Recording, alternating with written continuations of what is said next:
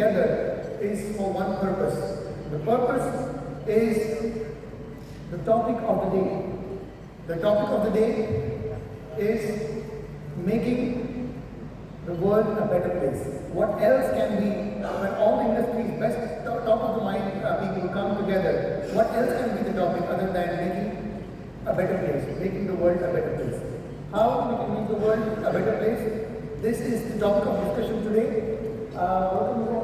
We welcome all of you to Poetry Panorama edition number 5 on behalf of Varsha Group, extending a very warm welcome. Now I request Dr. Cheong to come and extend the welcome speech to all of you. Thank you, Dr. Cheong. Thank you, Mr. Kaushik. Good morning, ladies and gentlemen.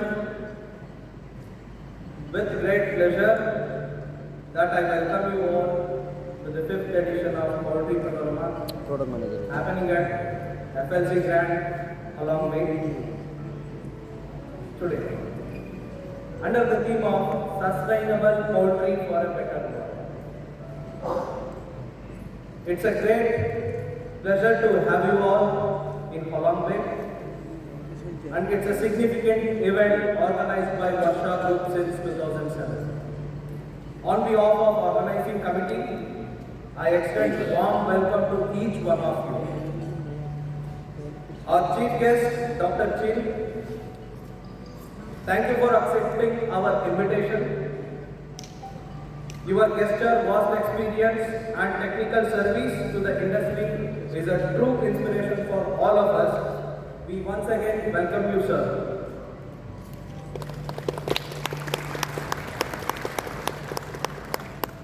Today we have 4 distinguished speakers from overseas who are affiliated as professors and scientists at renowned institutions. With pleasure, I welcome Dr. Reza Abdullahi, Dr. Rajesh Cheong, Dr. Aaron Kovison, Dr. Kannan Ganapathy. On behalf of the organizing committee, we thank you all and we welcome you all. We also welcome our media and press delegates from India. Mr. B.S. Rana from Poetry Punch, Mr. Rakesh Bharadwaj from Poetry Express, and Mr. Dinesh Kumar from Poetry Technology. We welcome you, sir.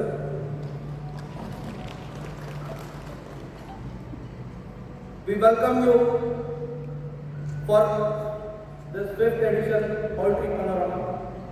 And I also welcome, very importantly, our estimate delegates from India and abroad. Being the catalyst of poetry forming and extending their invaluable support to the industry, we are truly grateful to you all. In the world of agriculture and food production, the poultry industry plays a crucial role in providing sustainable source of protein for growing global population. Poetry Panorama serves as a platform where innovative ideas, cutting-edge technologies, and industry best practices converge. So, fostering a dynamic exchange of knowledge and expertise addressed by industry experts. I take this opportunity to present a short introductory video of the Poetry Panorama, a flagship event of Varsha Group. 5, 4, 3, 2,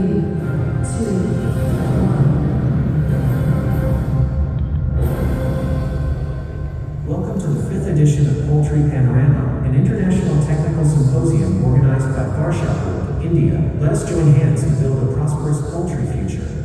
Since 2007, we've been fostering a global gathering of experts, a hub for collaboration and knowledge within the poultry industry. From poultry veterinarians to industry professionals, our platform serves to exchange innovations, insights, and advancements in poultry farming and production.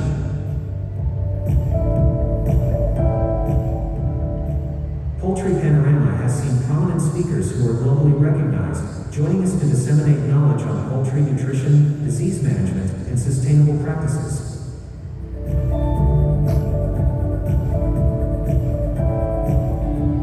Periodically, we are hosting a panorama of ideas, a vista of progress.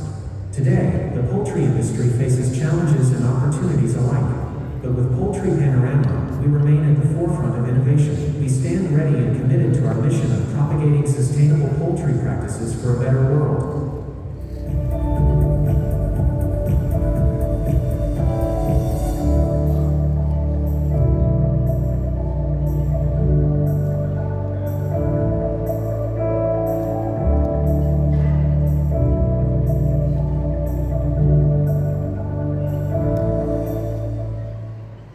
Thank you. May the next couple of hours be filled with enlightening discussions, meaningful connections, and a renewed sense of purpose in the advancement of poultry farming. So thank you once again. Thank you all. Have a nice day. Has superstars in it. My friends from India will know superstar. What is superstar? South superstar in the film industry, Tamil film industry superstar. Who? Yes, Rajnikant. Hindi superstar, Amitabh Bachchan, right? Karate superstar. Karate superstar. Bruce Lee? Sorry? Yes, Bruce Lee and exactly Jackie Chan. So we have among us the superstar of poultry industry, Dr. Chin. Welcome. Wonderful. You're all waiting to listen to Dr. Chin. Without further delay, I request Dr. Vishwas, our General Manager, to come and introduce Dr. Chin and welcome him on stage. Dr. Vishwas.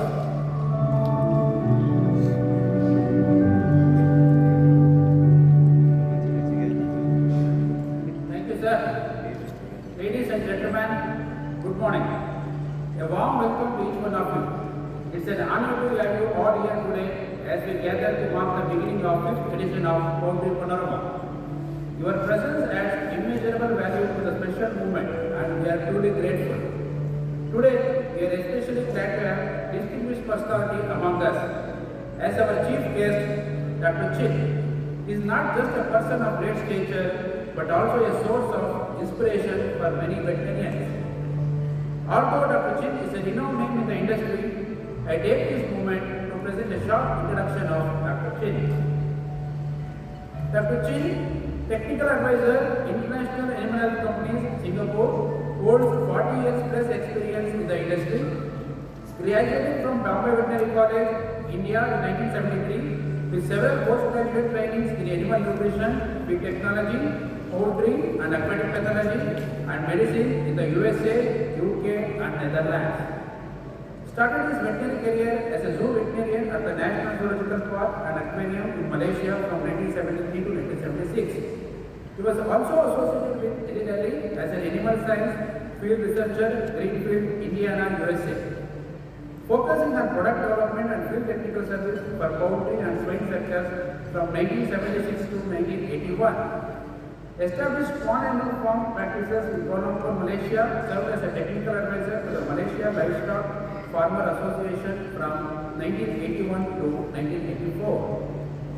He established the poultry and feed integrated business in Sri Lanka as a general manager for Sri Lankan innovators in poultry breeding operations, commercial feed production, poultry processing, and aquaculture from 1985 to 2001.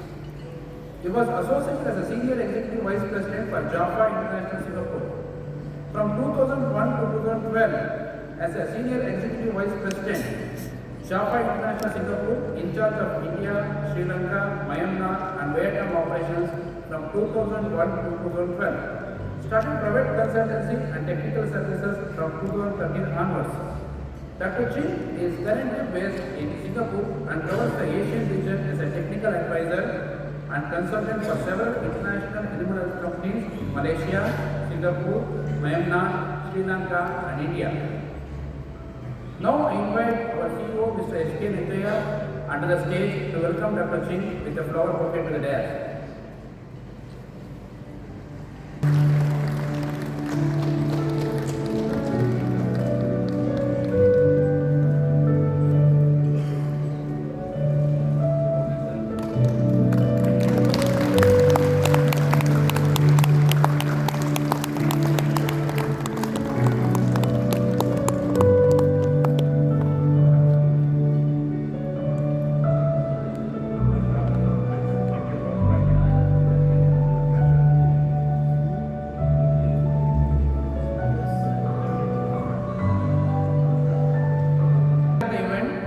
I request Dr. D. Chandrasekharan, renowned nutritionist, come to the stage, sir.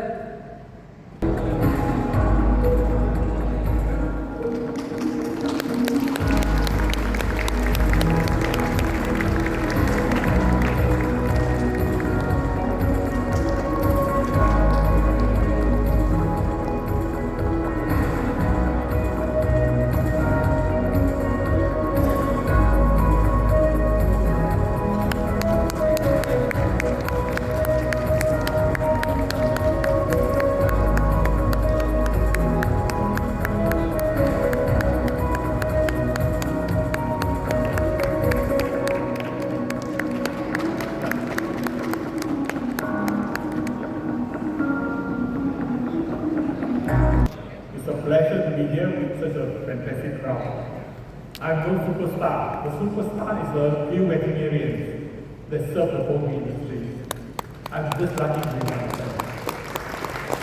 So I was given a topic today to come and I was invited to give a talk here.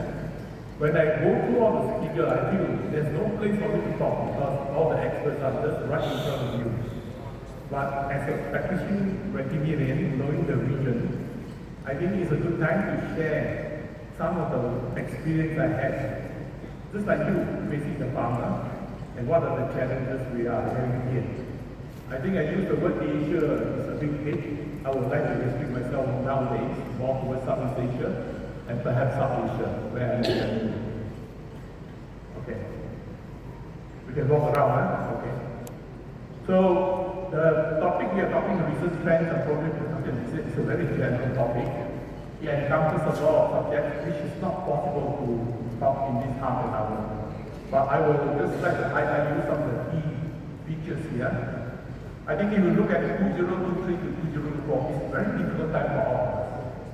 I think the chart on the right side you see is the Asia chart. It is from the FAO to show you the density of the poultry population. You will see that Asia is the hut, most concentrated poultry area. Look at India, look at China, and some part of Asia, because of population.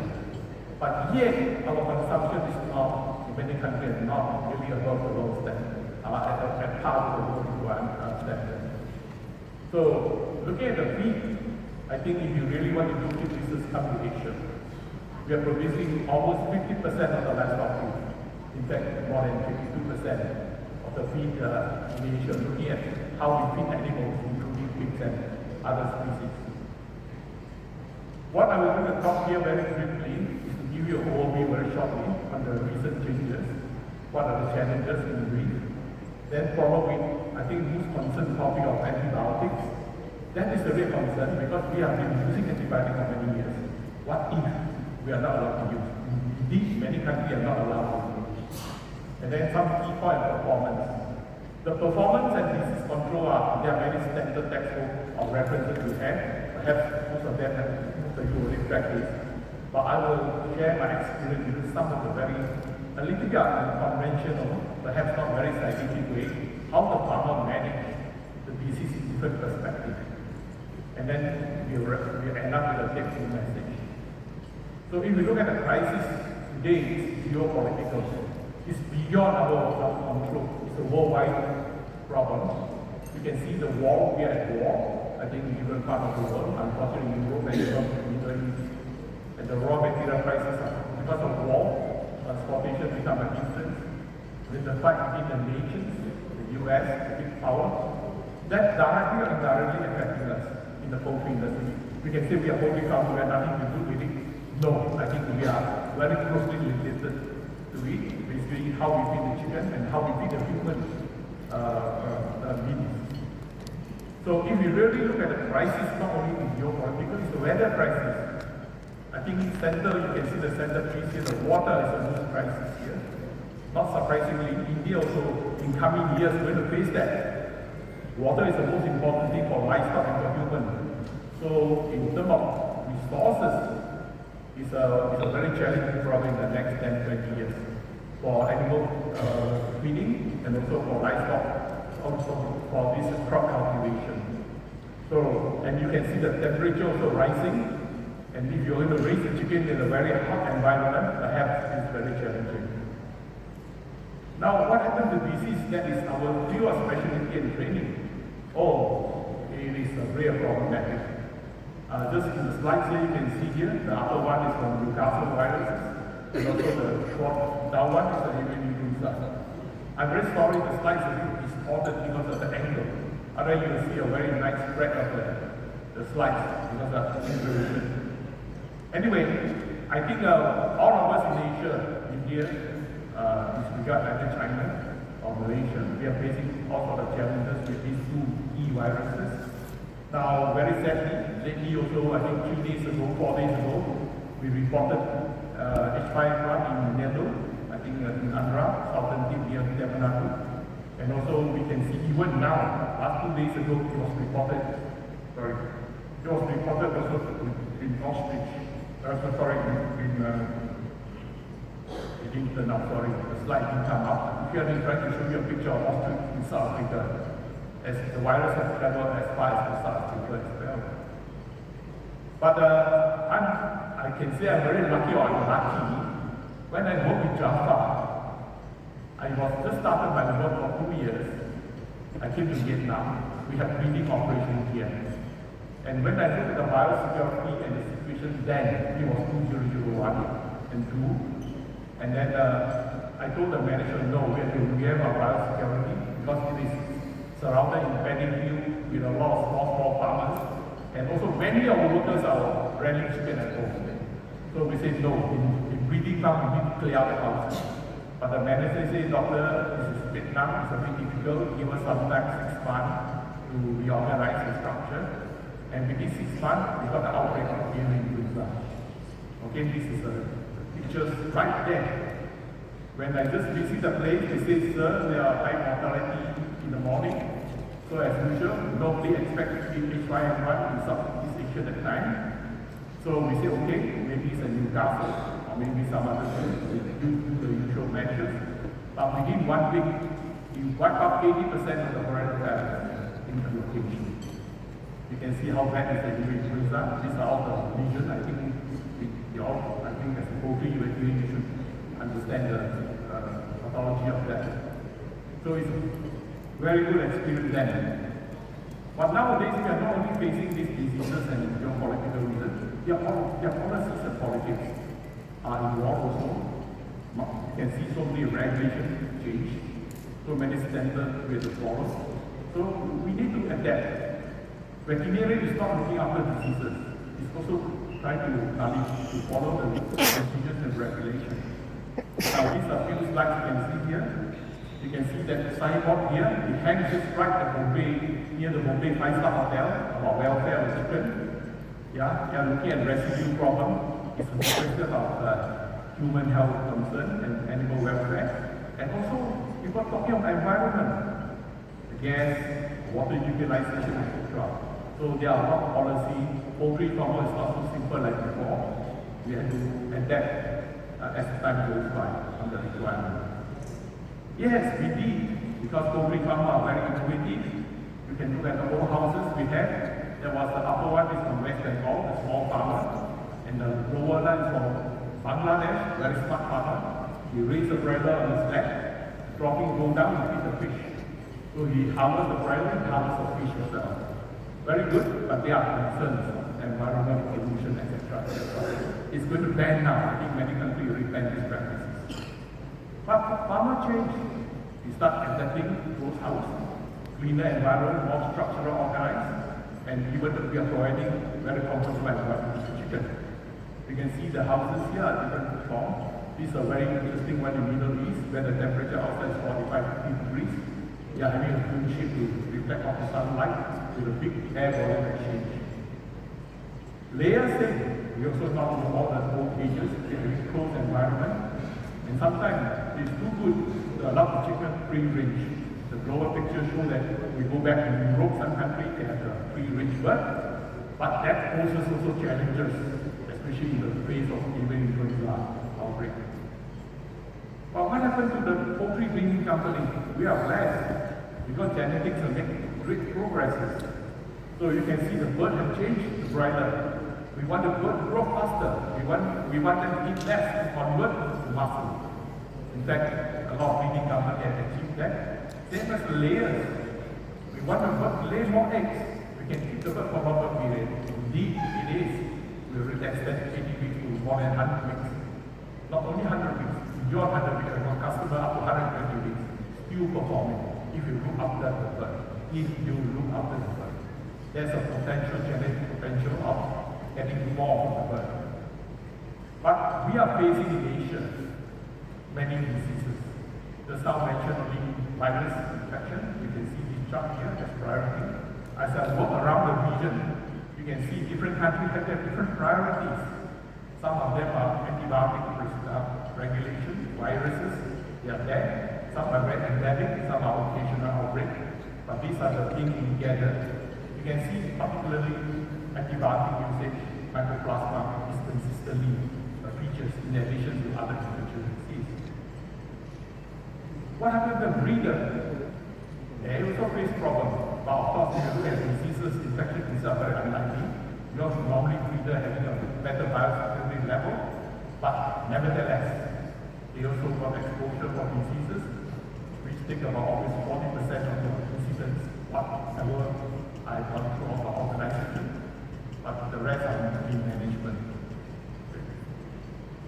So we are looking at some of the practical viewpoints. I will hop in here and there because the foreign key speaker will cover most of the subject. I will relate more relating to the practical things that we're facing the farmer, and some are a bit, I don't say innovative. The thing I found out is really working. Maybe I will share that experience with you. So antibiotics is there. We have been using since the 40s after the penicillin. That Europe started banning antibiotics. It's a very useful for bacterial infection.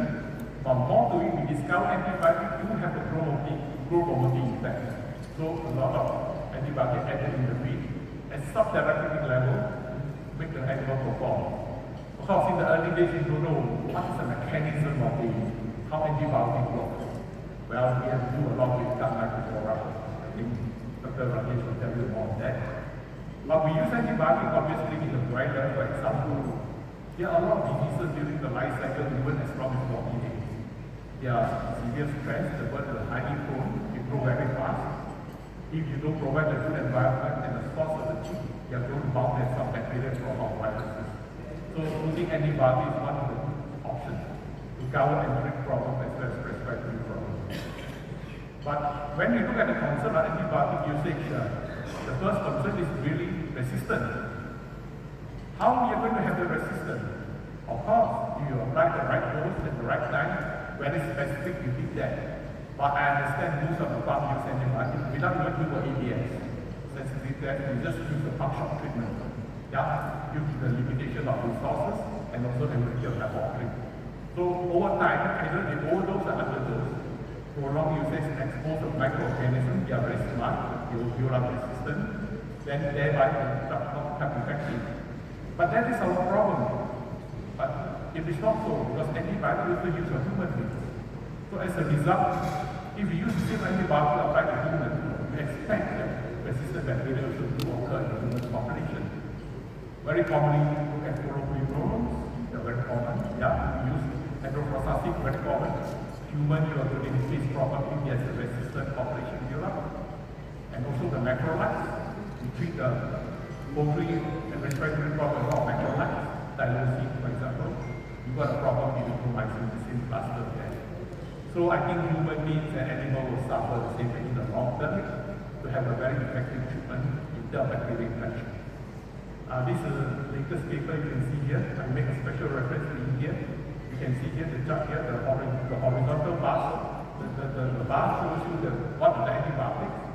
Penicillin, fluoroquinolones, the quinolone groups, and all those are drugs very commonly resistant in most of the poultry farms are used in India and human as well, and compared to other Southeast Asian countries. So what I'm going to do that I just take a very simple approach. It's a big subject, but we are talking more in relative of productivity and also disease control. I'll put into two clusters. The first cluster is regarding the biosecurity. Prevention is better than cure. You can read from the textbook, we are practicing it, but I will just highlight some of the key points. And then second one is through feed or through manipulation, feeding, either drinking water or feed. How can we nullify or minimize the disease challenge in the absence of antibiotics? So when we look at biosecurity, I think the first, to me, more important is the surveillance and monitoring. We normally very reactive. We see the disease outbreak, we treat them. But that is not the real point. You can do that as a firefighter. But the real way of very effective managing the farm is to understand the farm first. What is the profile, the disease challenge of your farm? What is happening to your surrounding? Now, if you have those baseline information ready, when there's an outbreak of diseases, I think you will manage much better and much efficiently. You can even prevent them. So we are talking about surveillance and monitoring. So when I talk to farmers, surveillance monitoring, yeah, we do that. No? But actually, I don't think so. Even some very big integrators don't have the concept to really look at surveillance. They do to a certain extent, not the really global surveillance, because the disease can spread anytime. Are you going to be ready? Yeah? So that is the point. So you need to build a very robust system to monitor that. For example, you've got a respiratory problem. You've got outbreak in the breed of layer of red crops. Then there are many causes. But if historically you got record, you got tracking, and then you know the surrounding environment, that seasonal changes, you could have to make a very quick diagnostic approach and also implement the treatment of preventive procedures. So I think that is one of the classical examples. I think King Solomon is a very wise man. He always put a proverb, we should know the flock. In other words, we are doing a farm, it's not only nutrition. We should know how is the status of flock, then how healthy they are. That is quite difficult to measure because you look at the bird, they are okay. Actually, they might not be okay. So eyeball reaction sometimes is very misleading. So you need record. I'm very happy. I think for the last 10 years, 15 years, the farmers are getting more sophisticated now. They keep record. I'm very happy. You cannot make a diagnostic or good program without data with a record. So if I go to any of my customer, if they don't keep good record, I say, thank you, I can't help you. Why? My bird is there, go and have a look. I say, chicken don't speak, they don't talk. The historical data are very important to me. So we record, for example, in this case, you can take the body weight, etc., all the record. I think you can provide with that and SOP. One example is the mortality pattern. Not only recording the flock, we have the trend, when we look at the trend, the pattern in the flock at different age, especially you've got breeder pup, layer pup, you need to build that profile. It's not wait until the disease outbreak. Every flock you need to monitor. And set out your baseline, follow the references, and compare. Not necessary to wait for clinical outbreak. We are talking about subclinical manifestation, how you know to manipulate. Okay, mortality is one of the things. Is mortality tells everything? You're looking at one particular flock. No. We have to take the farm in totality. If I go to the farm, they got 20 flocks, I want to see the 20 flocks at the same time. Because they will tell you the pattern, the trend. So in epidemiology standpoint, it's a population thing that you have to look at. So you can see this chart here. We have every flock laid out, then we look at the trend based on their age, and how the production, not only the reproduction, is very misleading. You can have good enough eggs, but end of the processing plant, egg processing plant, you have a lot of broken eggs. So your tracking is not only egg production, it will improve the quality of the eggs. For example, one farm claims they have very good production, average 81%. But when I go to their processing egg plant there, they have breakages more than 12%. So what's the use? So quality of the product we need to monitor and track them as well. So you can see a time-lapse effect. This is summary to show you. As the bird progresses, physiologically eggshell become more fragile. What are the things you need to do? Right? So these are the things the veterinarian can play a role in from the data. But sometimes we need other information too. Beyond the scope of veterinarian, for example, many places, the veterinarian need to know the feed quality and nutrition. So you have to step on some of the nutritionists, look at the feed profile, and etc. And even using devices to measure. For example, in the closed house. Nowadays many farmers have closed house. With the veterinary equipment to go and measure and look at the temperature records, to look at the seasonal changes, that is important. But for us, the disease is more important, right? So we need tracking. We need the serology profile. I always tell my customer, don't worry about your farmers, first worry your environment. So if I need to help you, first you do for me, to let me know what is the profile, the disease profile that is surrounding your farm, your bigger farm, etc. I need to know the epidemiology of the area. Okay, either by taking sampling and test, so serological is a survey is a thing to monitor, and also I can monitor my plots by measuring the serology and other diagnostic procedures. So, what are the methods we use? I think all of you have been doing as a veterinarian. We measure the serology, we do a baseline, we check the antigens or other things. These are the common pathogens that do in the farm. You don't have to really do all this. You need to select. So you got either you do a HI or ELISA, depends on the whatever available. But for layer and leader, of course, the long-term work here, follow through the block throughout the period of time at different intervals. Check what is the purpose? Really detect the vaccination response. Any new pathogens come in, they set out the serological response. In broiler, the cycle is shorter. You still need to monitor. A lot of farmers don't monitor the broiler serologically. I think it is very important. Even if it's a short cycle, we normally do at the harvest, look at the IgG profile, and look at some of the Newcastle cycles, sometimes just to reflect how is the field condition. So this is one of the examples to show you. You can see the Newcastle cycle very high. So if you ask a lot of veterinarians, no, you can't have such a high log cycle. It's very peculiar. 2 years ago, Malaysia hit with G7. So we realized the normal cycle is not going to be protective. So a lot of methods to boost up the immune response to get higher response and higher cycle. You have to mirror the CV together with GMP, and also perhaps you have to do HI also to compare, to classify the groups that expose hepatitis B. We are very lucky. I graduated in 1973. We don't have all these devices. Perhaps at that time we are doing HI. But now today we got PCR. I think most of the people are let down in many countries ahead of PCR. Real time, very quick, not only to detect pathogens, we can use it to even type them, alright? Like for example, ID is one problematic thing. We do a PCR to really look at what is the serotype, whether they are present or not. More to it today, we're using PCR to monitor the vaccine response. So if you collect the serum on 7 days, you can detect, you can see the immune response. Look at the PCR, the value, and then you can detect. Very quick, simple, and quite reliable in a sense. So PCR is one of the tools make it work. Earlier it was quite costly, but nowadays it's quite cost effective. So, is there other thing you can do? I just highlight this piece of information. I think a lot of us are dealing with wildlife bird like broiler layers. Two things you have to look after: not serology, the liver profile and the bone profile.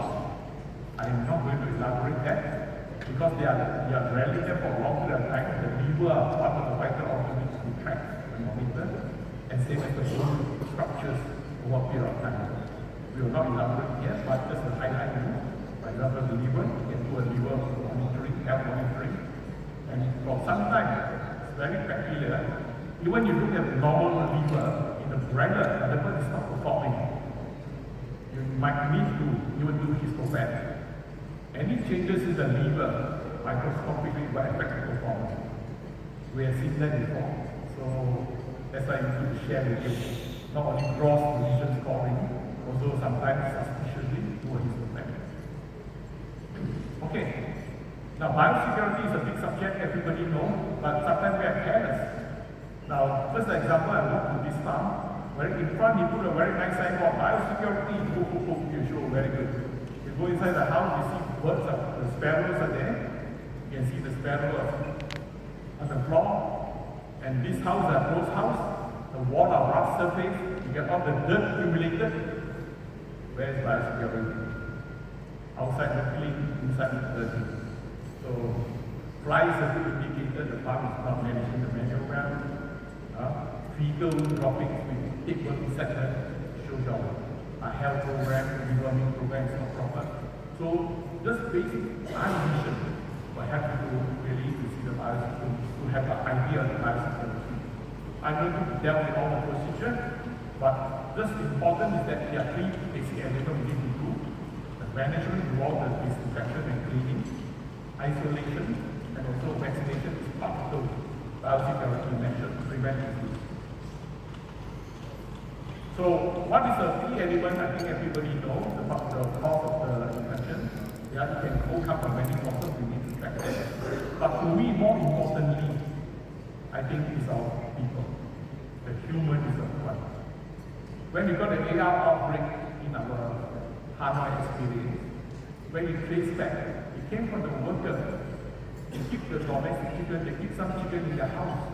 And the chicks they bought from the government factory, which is already infected with the AI influenza. So with this format, we came to work, we didn't escape the procedure, we spread the virus. So human is always the thing. Sometimes when there's a few outbreak of diseases like foot and mouth, I'm not trying to say the bacteria is a culprit. They go to inspect one farm to another. Indeed, sometimes they carry the virus. So human is a key point. Just to show you some slides, very basic. I think you all have seen these pictures here. A lot of people do foot bath. You look at the first slides there, it's not working. Just spraying there in the air, the wind will come and go out. You need to really do the foot bath like this. You look at one with a curtain, you can track legal parking, and then you have a reaction time. More to eat. On the center upper one, you can see there are two stages. Because the wheel could come from outside, the wheels are carrying with dirt. We always get people to use a pressure gun to spray. Not enough. We really need to soak through water bath and then disinfect them before they go to the second walking stage. So it depends on the level of security. If you are GP farm, GTP farm, we can afford to have to invest to set on the more tighter security. Dust, poultry air quality is another place that carry a lot of pathogens. You must have a device that's having dust, control dust. I think there's a big chapter nowadays. People pay attention to the microparticles in the air, and also same as the protect control the floor, concrete floor, and interconnected buildings. These are all good improvements. A lot of farms are adopting. So I think it's a good concept that you can also give the idea to your customer. Disinfectant, many disinfectants are working. Most of the pathogen, bacteria or viruses they are quite sensitive. Depends how they are. This is one of the trials, you can see the result. Even the bleach probably is good for AI. So it depends how you use them. So selection of disinfectant is so critical that you need to make yourself own evaluation. But what I'm trying to say is that washing and disinfecting is not good enough. I think a lot of times the biofilms are ignored. I'm not talking about biofilm in the water, I'm talking about biofilm in the poultry house, in the poultry litter, in the wall. These are the problems, especially when you got mycoplasma box to block and Myrex incident last week. If you don't clean the biofilm, you never get at the problem. And it's quite chronic to get your biofilm. So that attention you need to pay, make special effort to look at what are the choices of how to get rid of the biofilm. Okay? Water is of course the carrier of the pathogens. Here you are. I think most of the time farmers do flush the pipes, but the biofilm in the pipe is a real cause of E. coli, consistent E. coli problem in the farm. Most of the farmers take underground water. They say I treated water, but I still got bacteria, got E. coli problem. Because the biofilm they are not able to clean inside the pipe where they cannot see. It's quite chronic, not easy to get it off. So there are different methods to do that, to really get out the water, to provide clean, wholesome water with less pathogen load.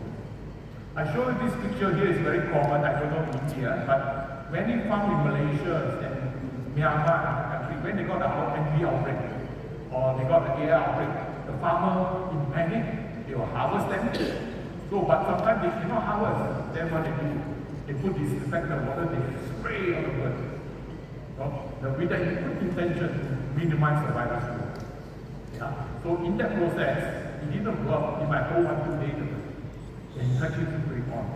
But conceptually, I think they make sense because you're trying to reduce the virus shedding or virus growth. So the concept has come to my mind that most of the people are using a lot of disinfectant in the market. Okay, I will not like the table any product. Work-on is one of the things very commonly sprayed to try to reduce the virus growth. But I think farmers need to do a bit scientifically. Conceptually, I think I agree with that can help, but they not get good results. But we can take that as an approach, as a preventive measure. Fogging and spraying can be one of the good options, and it's proven in COVID incidents. A lot of building and structures, they are fogging with microaerosols, where they can contain the virus or minimize the virus. So the concept of basically the virus once it's infected, they shed out the virus, like Newcastle virus, influenza virus. So if we can minimize the virus concentration in the air and the environment, that is an approach to really minimize the growth and let the bird recover faster. Conceptually good, how you're going to do it? So little technology, you need to select a good disinfectant, safe disinfectant, you need to apply the right technology. So the microaerosol technology is available, we can do that.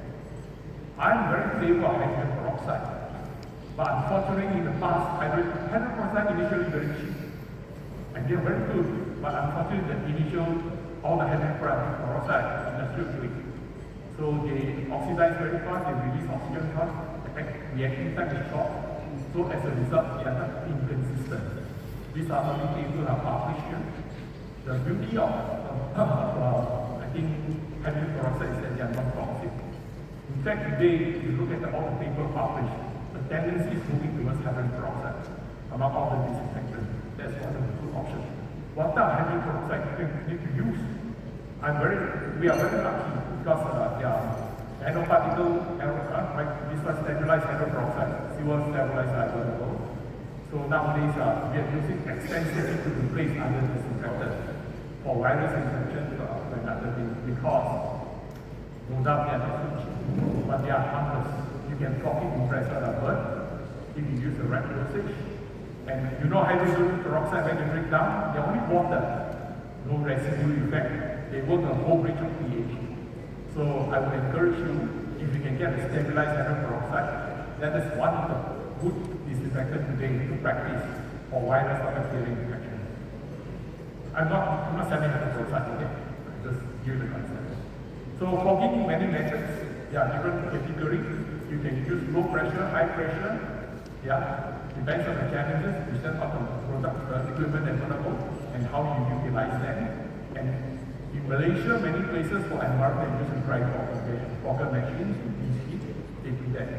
Very useful, don't overlook that. Any fungal infection or during outbreak, fogging is one of the good tools to help you for virus decontamination. In India, we have been so used to fogging. We have all the Hyderabad, all the area we put fogger. The intention is to cool the bird, we fog it. But some of them with pressure, some of them without pressure. The particle size is important. So I think these are some examples you can do that even with the existing thing you might modify a little bit. Then during various outbreaks, set the right disinfectant to fog the houses. Now this one classical example here to show you how the virus are minimized during the outbreak. We got a customer within half a kilometer radius in Yamasi location of Reno Park. Because first outbreak after H9 very severe. So to really decontaminate, to prevent that, of course all the biosecurity measure is taken, but we have to fog them. We fog all the birds, every house will do fogging, internally, externally with different disinfectant. You can see the cycle here. The first two farms got infected very quickly, but the third farm, the weight will come down, is subsided. That is due to environmental management, the fogging techniques that we can minimize. In fact, Singapore also lately we have outbreak of G7, and the farmer got shocked because Singapore, the hygiene standards are very good, biosecurity very good. So with that, we do see some reoccurrence. So to really clean the places, we do a lot of fogging. And today, when we do a PCR, we can't recover the virus in that environment. So it is a very good measure that for you to consider. So what happened in the early days when we got AI outbreak? We immediately harvest and cook the bird. That is bad because we contaminate the environment. So the US has learned a lesson. They close the house, they heat the house up. You know the influenza virus are thermosensitive. They got reactivated. So be patient. So like especially in tropic where our house are high temperature. Once you suspect there's an AI outbreak, the best thing is to shut the house, clean up the bird, heat up the house within 2 days. Most of the virus will be deactivated and will be disinfected. It's a good practice. I think that will also reduce contamination to other areas as well. And we are a bit lucky in the tropics. The virus, AI especially, they are not very active in very acid water or in high temperature. So that's why you can see every year during the cool month, December, January, February, we always experience some AI outbreak. Of course, the migration rate is coming down, but the environment also is very conducive for the virus to survive because of lower water temperature. So high temperature is not conducive to influenza virus. You don't see that much in the area where you don't have much water problem in the area. One thing very interesting about genetics is that we make a lot of improvement. We make the bird grow faster and bigger. At the same time, we should not forget physiologically the bird also changes. This is a very good chart from A-Vision to show you the heat output on the pollen broiler, looking at the tree line at different ages, that they generate more heat, British thermal immunity. What it means to us, if you want the bird to grow bigger and faster, they also, the metabolism increase. The body temperature rise. So you have to dissipate the heat. So today you want to grow the Ross 308 or even top 500 in the open house during hot season, it is very challenging. The bird is releasing so much heat that we must think of a way to take it out. So perhaps the closed house is one of the good options. Naturally, about how much transforming people's house. Here you are, I think the bird genetic have changed. We have to make adjustment to it. These are very standard chart to show you the humidity relationship with temperature. We always talk about temperature, we forget about humidity. In fact, in the tropic, it is the humidity that kills the bird. If you look at this chart, even at the 28, even at 28, 30 degrees, if the humidity is saturated, it kills the bird in the closed house. In the closed house, so effective with a high wind velocity. So the knowledge of managing closed house and the environment very critical, especially in managing respiratory disease. It is not a virus, it is not a microbiome that causes problems. It is something that triggers the microbiome that causes problems. So you can see the space for layers. A lot of ignorance. We are still raising layer in open house. The egg quality is a problem. We always think of nutrition, calcium, phosphorus, phytates. Is there anything with the environment? Yes, indeed. So I think we also need to, as a veterinarian, we can give a lot of advice to them to manage that. So we come to about, I talk a bit about immunonutrition. I think it's necessary because we get today's practices in veterinary. Immunology becomes so important that we have to think of something else. So in that, also including a little of milk breeding. Riza is talking of breeding. I will not overtake his role, but I will highlight you one very interesting things findings recently. And also, what about water medication? Farm treatment. Is it the future? Yes, indeed it is. The limitation to apply sometimes. Water, real time, maybe water treatment can be a good option. So if we look at team breeding technology advances, everybody uses pellet for broiler. You can make a good pellet and bad pellet. Then of course the efficiency of pellet have a better FCR, it's already proven, many paper published. But how to make a good pellet? Besides pellet, high temperature also can stabilize, can destroy the salmonella. Very good, perfect. So everybody tries to use scrubber, use pellet. But the question is that there are many factors making pellet quality. Dr. Riza will talk about it, I will skip that part. But more importantly is that the quality of the pellet left in the farm. The PDI in the laboratory is very good. By the time it transfers to the farm, it's no more pellet. Sometimes it can be 50% powder, even powdery. So So as a result, the nutritionist crack his head, do a good formulation, then the feed go to the farm, you see, let's say it's good, but the bird is still underperformed. When I say underperform, it's in context of feed potential, we benchmark the breed. You can see this chart here. I've got a very good customer. Every time he tell me, oh, the finisher part is dragging behind. Indeed, you see the body weight, you see the LCR. Then we blame the weather. They look both health, still the same. So we have to go around and look at all the details. Perhaps you find the feed, the reality, when we lecture the bird, what is the quality of the feed? How good is the paddock to make the feed up? When we already minimize costs, we cut down all the nutrient spec, we make feed, we thought paddock also will help. Sometimes we need the enough nutrient. Many papers have published, not very good, but I'm very amazed with this paper, just published last year. Also do a webinar 2 weeks ago. It measures the feeding system with a good quality paddock and bad quality paddock. And you can see here, shockingly, if you use a poor quality paddock, you can see the loss of amino acids and phytase there. Look at the table there, up to 50%. Of course, there are different reasons why they lost so much phytase, which they will explain. The longer you do the feeding chain, you drag the feed, the resistance, if the paddock quality is bad, they're not robust, they affect the performance. So obviously, there is a significant thing of good quality paddock and poor quality. We tend to ignore. I think veterinarian have to really look at the paddock. Now this one, if you run on the 152-meter chain, with dragging the feed, the poor quality paddock is getting worse.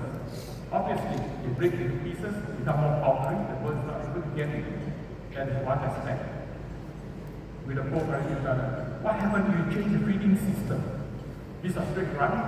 So if you split the feeding system in the center, chop halfway, put the feeder in the center, the whole feeder, then the abrasive less, you get less losses. So the amino acid recover, but it's still fine if phytase are lost. There's nothing to do with the hot. They also partially due to the paddock quality, but because phytase, they are a bit thermosensitive, a lot of feed meal like spray on the surface of the paddock. Okay? So when they move to the line, during the resistance of the line, the feeder chain, you strip off the surface area. So when you do a lab test, you found out the phytase score is very high. So here you are, sometimes external application also need to really, the good quality paddock can conserve the other functional effect of that. Very interesting paper. I think Rizal will explain more about the quality. I will skip that. So in other words, feeding bird is not formulation. It's the quality of raw material, the processing method. Even the method of feeding is crucially important. So, of course, in Asia, many parts we still use manual feeding, but nevertheless, I think feed play a major role in broiler performance. Here comes what happens if I add something, especially to replace antibiotic. I don't want to use antibiotic. You can. In the milling, we actually, there are so many products, organic acid, I think all of you have been using. You will recommend. I'm not going to elaborate all the products, but nevertheless, some are very good, some are very bad. Not bad means they are not really performing as expected. But just to highlight a little bit is organic acid. They are most popularly used now in phosphorus. So we are using short chain, and now we are moving to mid chain. So they are good quality, but however, a lot of paper published, you need to use the right concentration. Now, because of economic reasons, many farmers use low dose. It don't work. Okay? We should minimize the minimum threshold to really exert the effect of organic acid in the feed of performance. So these are basically is to acidify, make the gut pH more. Forgive me the table below. I think I typed percentage that is not correct. It's the number of days. When you apply organic acid, you need to use high concentration. Then the reactive time of the acid in the feed against the pathogens and for functional, they are much better. If you use underdose, it will not work. And then even with a moderate dose, you need to react first. So the holding time of the feed is also crucial. So anyway, the presentation is available for everyone. You all can read through the story. What are the additional benefits now moving towards mid-chain fatty acid? you are looking at carbon 6 above, even up to pure lauric acid. They do have an antiviral property. Indeed, it is already used here today in many places. Yeah, we are using it to contain African swine fever virus. We are using it in the high Newcastle disease virus challenge, even sometimes in infectious bronchitis situation as well. So obviously the B-chain fatty acid, they have a couple of action. For influenza, we dump in the hematidine to make the NP cell difficult. But they are more higher end acid which is more costly, like this lauric acid. In fact, all the enterovirus, the membrane ruptures. So they have a very good antiviral effect. You can use it, it's expensive. You can use it during emergency. You can use it after the outbreak to minimize and reduce the virus growth. You can apply in the feed. When the birds start taking feed again, I think the value of B-chain fatty acid becomes very valuable. We did that a lot in Singapore. We got very good results. The performance almost come back to normal. So here comes the thing, the basic again. I will not talk a lot on enzyme. I think if you look at physiologically, every bird will produce endogenous enzyme. But because of complexity of formulation and raw material, exogenous enzyme is also complementary to help to make the nutrient more available. Dr. Professor will talk more on that. But I'm looking the other aspect where sometimes we get to ignore, where Dr. Rakesh talk more, is the microbiota. Actually, part of the digestive function also, the microorganism plays a vital role. That's why today we focus so much on bacteria. Okay, we have got so many human medicine, the gut-brain barrier, all these interconnections. We are not talking about that. We are the chicken man. So basically, bacteria, the gut health is very important. In others, the gut bacteria also help in digestion. Okay, utilizing the nutrients more than it, because we found out they also immunogenic. They also stimulate helping immune function as well. So microbiota, I think in the past very difficult to understand. Now with the science, with the genomics, we can study the profile. Basically, all these will act to increase the acidity in the gut, accept certain portion, and then favor the acid-secreting bacteria to grow, and then thereby minimize the entry of the pathogens. So I will not elaborate, just touch quickly. In addition, to stimulate the gut development, so at the same time, the short-chain fatty acid works to improve the overall reduction of salmonella and other pathogen organisms. So, but not so healthy in the gut because they can be affected by many factors. Most of the time the feed they take in and the pathogens that go along with the feed. So the conservation, basically you need a very healthy population and balanced population of microorganisms. So anything disturb the balancing or causes of imbalance, then they come up functionally got disrupted. So what we call dysbiosis. And this is very true, especially in absence of antibiotics. I'm a bit focused on viruses because these days I come across a lot of few challenges of viruses. They are not that significant, nevertheless, they are there. I think you all have come across astrovirus. Sometimes even the what about real virus also can be very few rotavirus, but astrovirus is emerging and subsiding, emerging and subsiding. They have a big impact on performance. Mortality not that much, but performance is a problem. So virus interaction, subsequently of virus, the gut health becomes disrupted. That part very few work have been done yet. Yes, it is one of the very interesting things to look at. Now, what happens if you take off antibiotics? You make the scenario worse. If you look at the report here, there are subsequently more incidents of coccidiosis. You expect more E. coli problems as well as enteritis. And that is a problem. Clostridium is difficult part to do. We can see a lot of things in coming years, very less and less antibiotics added. And then therefore you will experience more robot problem. Look at species section. Veterinarian don't need metagenomics. Go inside the house, walk around, look at the species. You can almost tell what is the problem. Okay, you can know what you should do. Many probiotics are available. I'm not going to lecture you on that. But importantly, we aim for probiotics that will secrete more acid.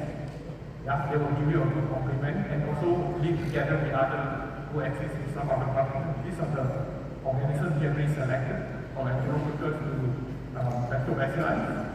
Some yeast do exercise some function, but they have different mode of action. But the important thing is that you need to select the right probiotic.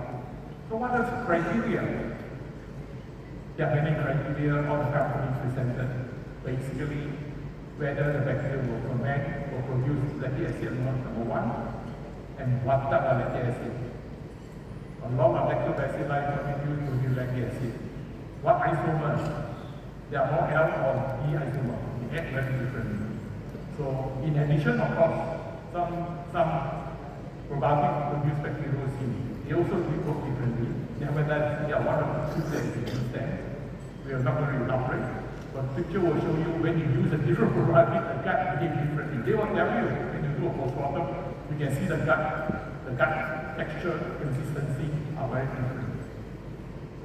So the other thing, just to slide very quickly on the fiber, tend to not integrate enough fiber. We concentrate a lot of other nutrients, but fiber becomes more and more important. In the early days, we don't bother much fiber. In fact, we are putting very specific fiber level. So add fiber do help gut health fermentation. So we are talking insoluble fiber versus soluble fiber. So they have an effect, especially in that in complement with enzyme. They will also help you. These are one of the papers for a lot of private readers. I think fiber becomes critical in readers to have a very good gut health and consistency.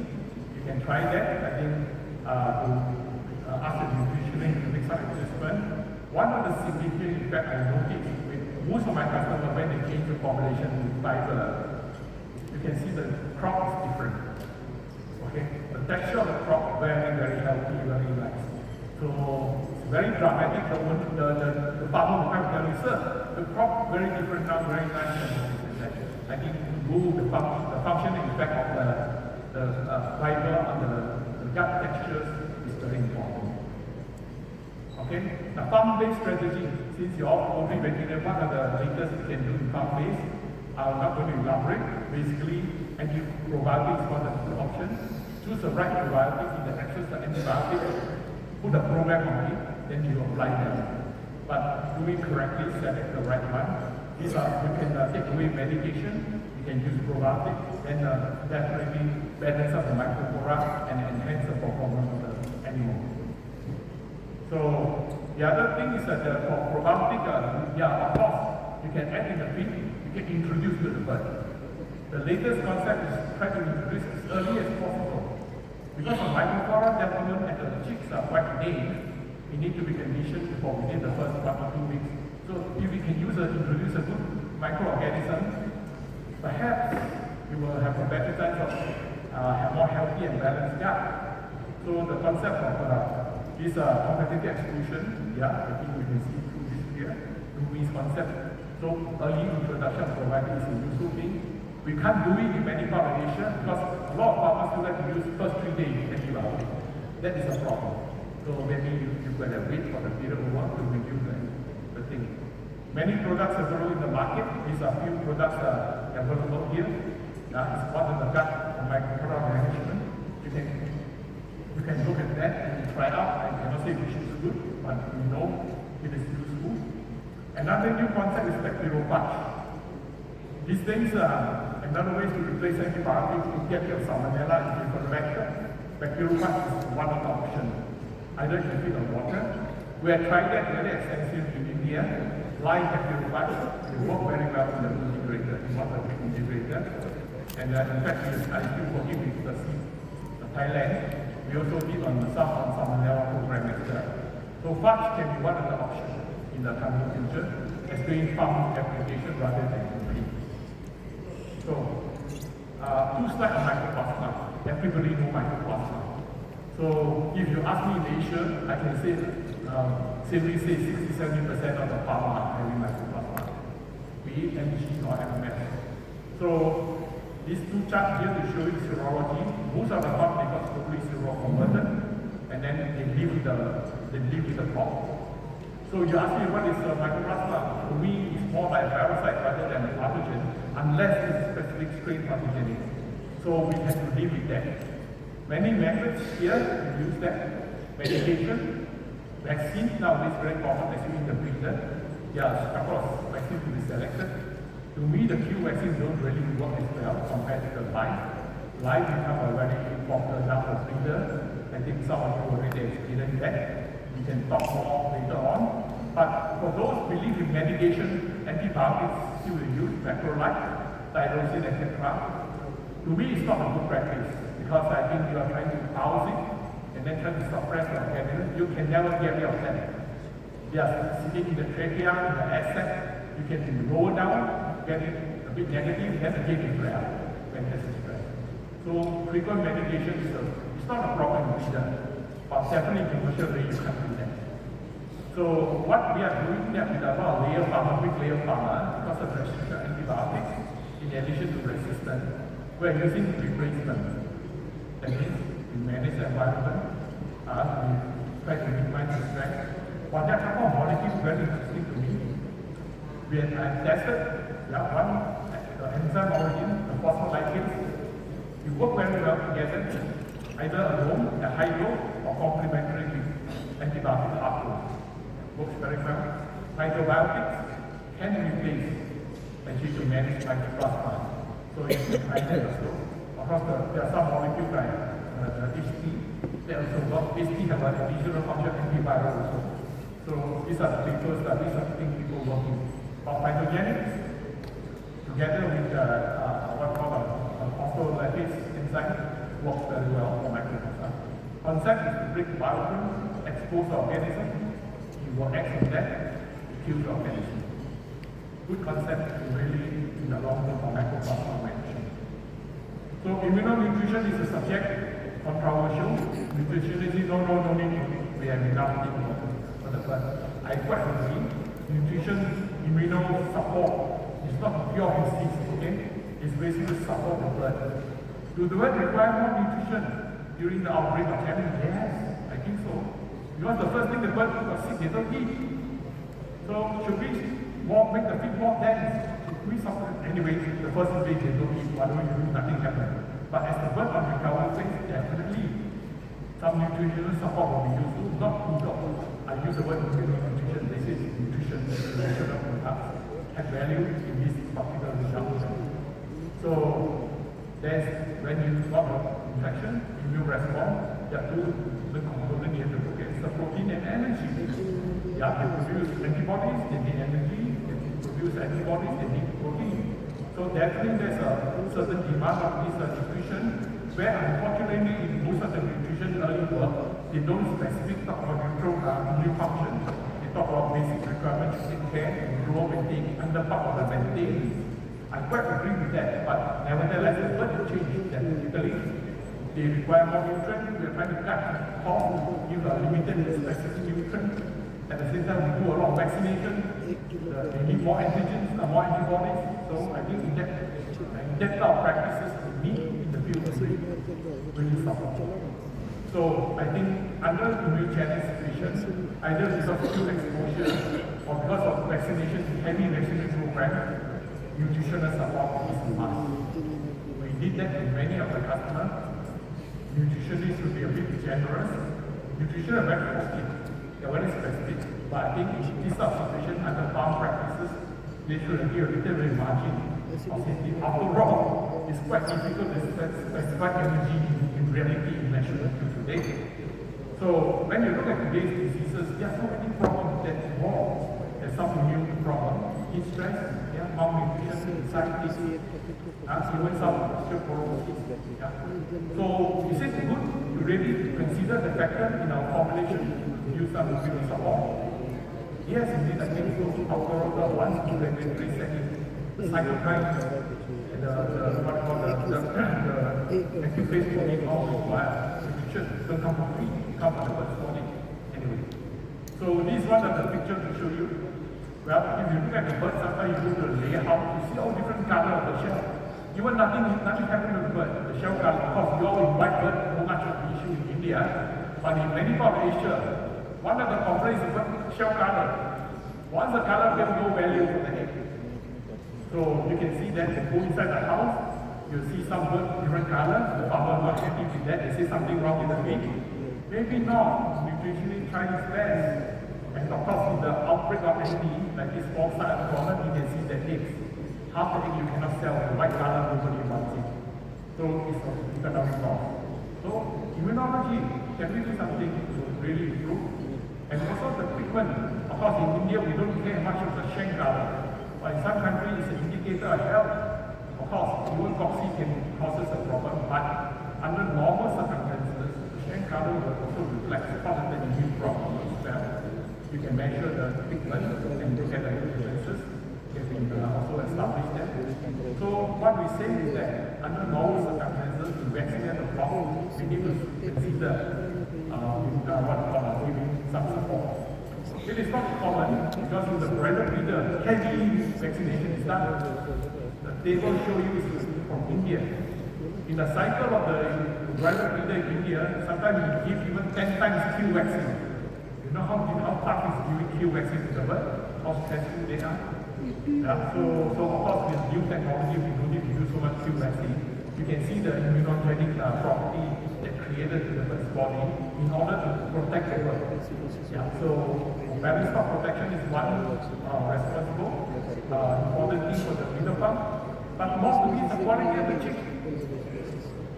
You expect the parents to get high antibody cycle, expect to transfer to the chick. So the chick also requires high antibody. Where it come from? It comes from the mother hen. Where the mother hen come from? It comes from the pig. So these are the factors that we should consider, I think, to really enhance the productivity of the health status of the bird, as well as the breeder, as well as the chick quality improvement. So you can feed the English system. I'm not going to talk much. Basically, we are going for the energy and protein source you can look at. Of course, you have to do it at the proper time. It's not that simple. You have to really look at farm to farm and make adjustments. That's why I teach you to do some farms. Now, examples like this farm for Newcastle disease. The first 1 week the bird is not going to eat. But the moment when they are in the recovery phase, if you give them nutrient supplement, definitely you can see the vast improvement in the recovery phase. So we did that in many crops to see very good result. So even in the disease outbreak farms, immunonutrients play a role to support the birds as well. For young birds, yes, vitamins is one very important. I think there are many people published in any additional to the help the bird, enforcing the immune system as well as the general health of the birds. Gut health, we don't talk much about it. Very important, it's very mineral. We're going to talk more on that.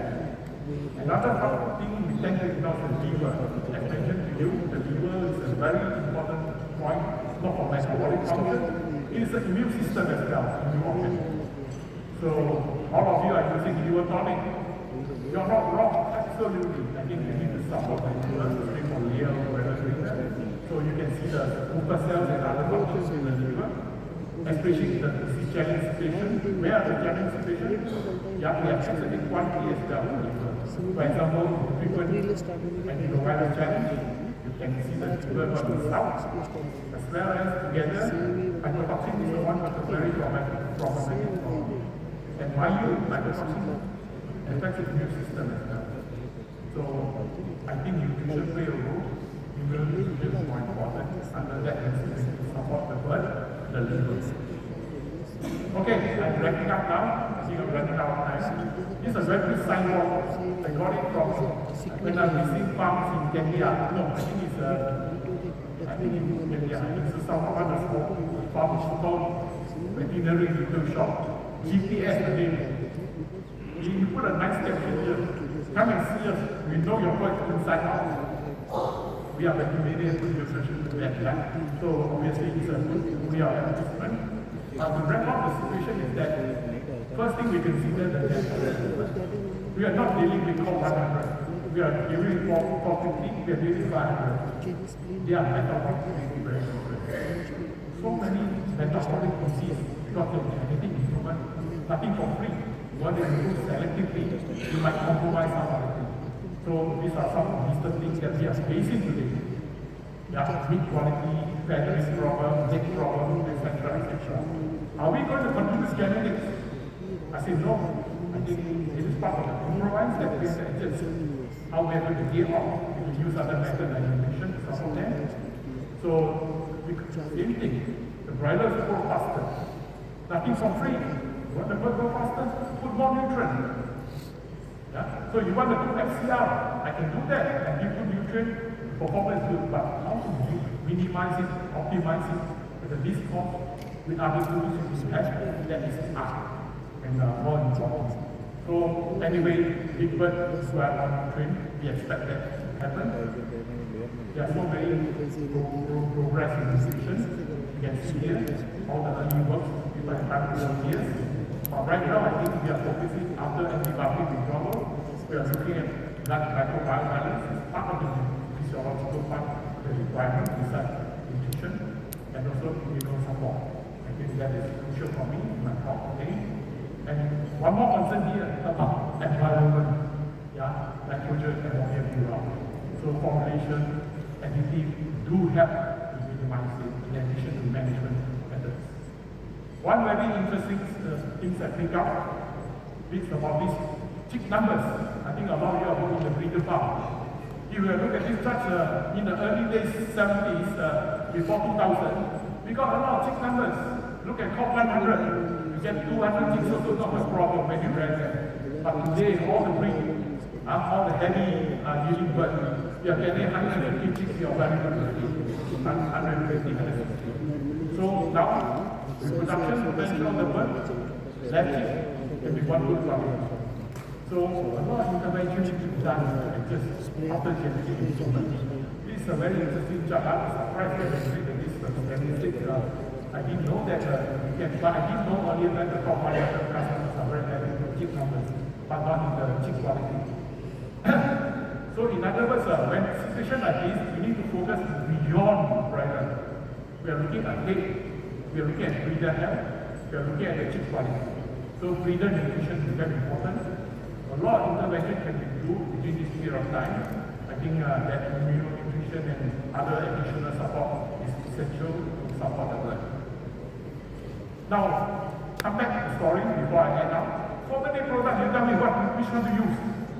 A say good, B say good, C say good, which one? I'm confused. All the peer review papers are also convincing. Nevertheless, I think no. Choose the one suitable for that particular problem. Their requirement. However, the scientific principle is your boss. When you want to add anything extra, say Paisa, where's the money? Yeah? And sometimes the nutrition might not accept. No problem. You know, at home level. The production people say, we must add. The boss is so there. So I think what we need, all of us have to be more open-minded. Look at the birds. Then you make adjustments. When you look at the paper in recent years, this is yeah, they have reviewed the paper, peer-reviewed paper of crop journals. They found out in the ranking, you look at enzyme probiotic, these are few selected, you look at the positive response, negative response. I think these top four are real good response. And you can see, heading towards in the early research in 2011 country, probiotics show very promising. Enzymes, then prebiotic and sun extract. But that was early days. We are looking at general review. Now we are more specific. We are looking at this context. What are real things we need to do? I just able to pick up one paper. Of course, that's not on slide. For pigs, which is very important, economic importance of carcass quality, baby pigs. And of course, his name is Rao. He's not Indian Rao. He's a Chinese Rao, Johnson Rao. So what he did is that in the Kansas State University, after reviewing all the peer review papers, he categorized them into three his concepts. First concept is talk about you are looking at control because the antibiotics are in the problem. You should look for something that can replace antibiotic, antibacterial, also promote the immune system. So he categorized them after review of the paper, where there are all evidence supporting towards basically the acidifiers is very promising, essential oils. Direct fat microbiome is probiotics and yeast and some mineral. Then we are looking at nutrition support here. I think basically it's enzyme. I think that's why recently there was a lot of enzyme. And more to it, in additional support is the enzyme. What is the energy utilization? So So there are some metabolic, there are some hormones that can enhance at the cellular level, also can be very useful and kind of thing. So Johnson's finding more in line with today's concept what to do. He never tell us the industry will give you a verdict, what is the thing going on here. So I draw the paper in the 103. 103 every year we do a survey with nutritionists, veterinarians. You get a view of the people. And the conclusion is that a lot few, about 70% favor probiotic, they use probiotics somehow at one time. Then some of them consider hydrogenics also, as well as enzyme. I think you see enzyme is one of the essential practice now today, since the day of practice until now we also have different categories to apply according to the methods we use. So, end up in my conclusion is that this is an extract from Leeson. Dr. Leeson, these are all these things to be considered. Highlighting about fidelity is that what we should do. As mentioned to you, there's nothing permanent based on the situation, based on the raw material, based on the farm challenge. We will use our judgment, look at the bird, look at the data, then we'll come up with what's the maximum value so this time. Cost effective things. There are a lot of good programs, but they are not cost effective.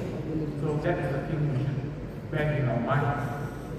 So look at the future of trend. Definitely, we are in a good business. India is upcoming. You look at the truck here. We are number 3 now. They are moving. They are coming to the earth, catching up. I think we have a lot of opportunities for India and the same part of Asia. We need to feed a lot of the population. But we always think we say a risky business. Oh, very bad. No business. I don't think so. There's no risk, no gain. So I think we should take the challenge and look at manage them more wisely. And then improve the performance of bird from nutrition standpoint, from management. Yeah, and then that is the thing I think why we are here today. We discuss here, we exchange our experience and idea, and we try to use the tool available to us. I think use a naked eye to see farm might not be good enough. We need a lot of tools in hand, data.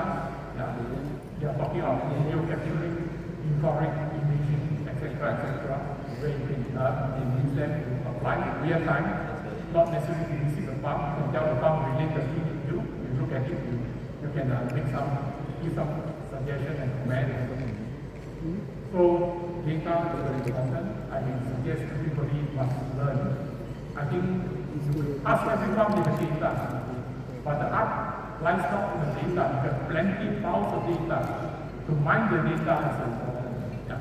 Statistically, how to use the artificial intelligence, that is the thing we need to learn. For engineering, we need to learn a lot from this new science that we can apply. Okay? Having said that, come back to us, education. We got professor here, we got everybody here, we got people in the industry, we got manufacturing people.